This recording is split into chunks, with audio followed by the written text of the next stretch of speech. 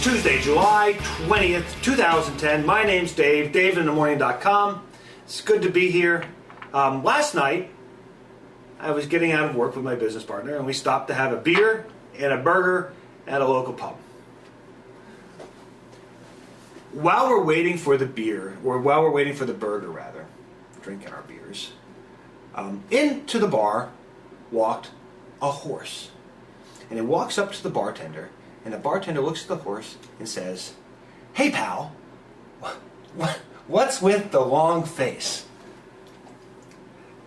And at the same time that happened, this monkey comes jumping across the bar, grabs a cherry out of the little condiment bin, looks at the cherry, takes the cherry in, and it didn't happen.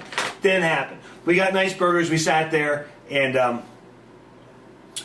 there was a table not very far from us where the guys were talking politics. And they were talking really, really loudly. Could not help it over here. Couldn't help it. What I try to do with this show is take things that happen to me everyday life, that would happen to all of us, and apply those to politics. And see how it works. And I'll try to fill the void that the mainstream media, or Fox News, or whatever media outlet you're talking about, leaves. Because they're afraid to cover it, because they don't think it's interesting, for whatever reason. Now these two guys were talking about Obama at first. Again, loudly. I wasn't trying to overhear the conversation. And one of the guys did not like Barack Obama. I would call him a Barack Obama hater. And the other guy was a Barack Obama supporter initially, but he's kind of wavering. Both of these guys came across listening as independents and will vote for whoever they think is best for the job, regardless of party affiliation. What was interesting about the conversation is they did find common ground. These guys were friends. I mean, they're having a political discussion, they're drinking their beers and hanging out, and it was, very typical scene. What they had common ground on was Sarah Palin. They both thought that she was bad. She was bad for the country. And they used different examples. One of the guys just basically thought she was an idiot. And the other guy thought she was a quitter. How can you quit being governor? How can you quit? How can you just stop? I don't want to be governor anymore. I quit. It's getting too hard. I've got too much personal pressure on me. I quit. But by quitting, I'm going to be better for Alaska. I mean, that was kind of her thing. What has happened since then? Sarah Palin's come out and she's endorsing political candidates. She's written a book that sold millions of copies. She's got a couple television shows on Fox. She's getting a lot of money for public appearances. It seems like Sarah Palin's doing things for Sarah Palin. She's getting rich. Even her daughter is making money because of her mother. And that's not unusual. I mean, you can go back to Jimmy Carter and Billy Beer. Right? Remember Billy? Billy Beer? That stuff was great. So, this is what's going on. Now, the mainstream media has probably been too lenient on Barack Obama. They give him a pass, much more so than they gave George Bush. They do. My opinion. These are all my opinions, guys.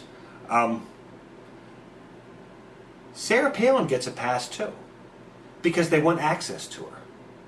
And my point is they shouldn't want access to Sarah Palin. Who cares if Sarah Palin makes up her own word on a Twitter thing? I mean, doesn't matter.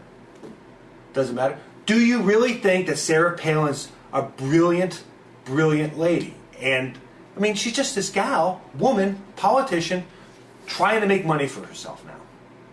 And she's making a lot because people are buying what she's selling. She's selling it, the American public's buying it. But I ask you, what would Sarah Palin's America look like if she had her vision? And do you really think that Sarah Palin has a vision of what the United States should look like? Has she a well thought out plan to move the United States from here to here and make it better for everybody? Or does she look back and use, I don't know, sound bites, the Constitution, the Founding Fathers, Jesus Christ, etc., to make points that are just meaningless? I mean, listen to her speak, and it's soundbite after soundbite without any real substance. I see it, but other people don't seem to see it. And the media keeps putting her out there. To me, Sarah Palin's like, I don't know, Paris Hilton. You know, not a whole lot of talent, but the media, because they cover her more. You know, Sarah Palin doesn't have a lot of talent. She can talk, and you know that goes a long way. But political talent, smarts, the ability to lead everybody, I don't know. I don't see it. I see her as very divisive. Anyway, I hope that's not me being an elitist. I don't think I'm an elitist. I didn't go to an elitist college. I don't have an elitist job. I don't live in an elitist house. Nobody around me is an elitist. But maybe I'm not. Maybe I am an elitist because I don't like Sarah Palin. No, I'm not an elitist. I just don't like Sarah Palin.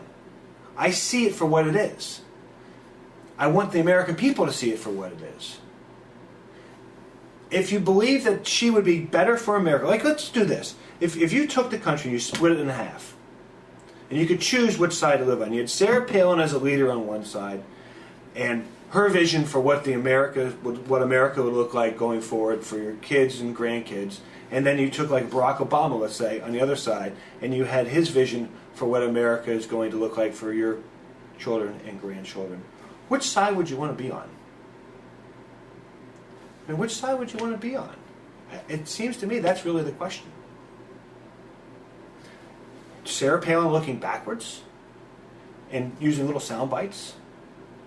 Or Barack Obama having a plan and implementing the plan, whether you agree with it or not right now. I mean, I don't agree with a lot of what Barack Obama is doing. But I think he has a vision for where he wants the country, whereas Sarah Palin doesn't have a vision. I'm very disturbed at myself right now because I find myself agreeing with Sarah Palin on an issue.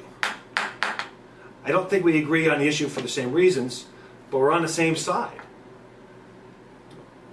Sarah Palin thinks the mosque at Ground Zero, whatever it is, the Cordoba house, is a bad idea. I think it's a bad idea too, but for different reasons. For different reasons. Now, if I was an elected politician, I couldn't come out and say that I think it's a bad idea. Because right now there's no legal reason why the Cordoba house can't build their mosque community center where they want to build it. There isn't. This is America. And if there's nothing legally to stop you, you can do whatever you want to do. But it doesn't mean that I like the idea. Right? Does it follow me on that? And Sarah Palin is part of a country where she would say she's a real American. Well, there's people in other parts of the country that say that they're real Americans. You know, you can live in Brooklyn and be a real American. You can be a Muslim and real American. You can be a Jew and be a real American. And black from New York, from California, from whatever, be a real American. Real America is what we all are. That's what makes up America. Not my specific experiences in life or your specific experiences in life. It's all of us together is what makes the country strong. And no one knows what the country's going to look like in the future, but you want to have a roadmap to try to get to a better place. And yeah, there's going to be detours and roads that go to dead ends, but you're going to try. Instead of looking back and hoping that everything is like, you know, Fonzie and Happy Days, this country's growing and changing, and we need to embrace that. Whether it be with Mexican immigrants or Muslims coming into the country or whatever. Things change, and God, we're great at change. Let's keep moving forward as a nation. I'm Dave, davidinthemorning.com. See you.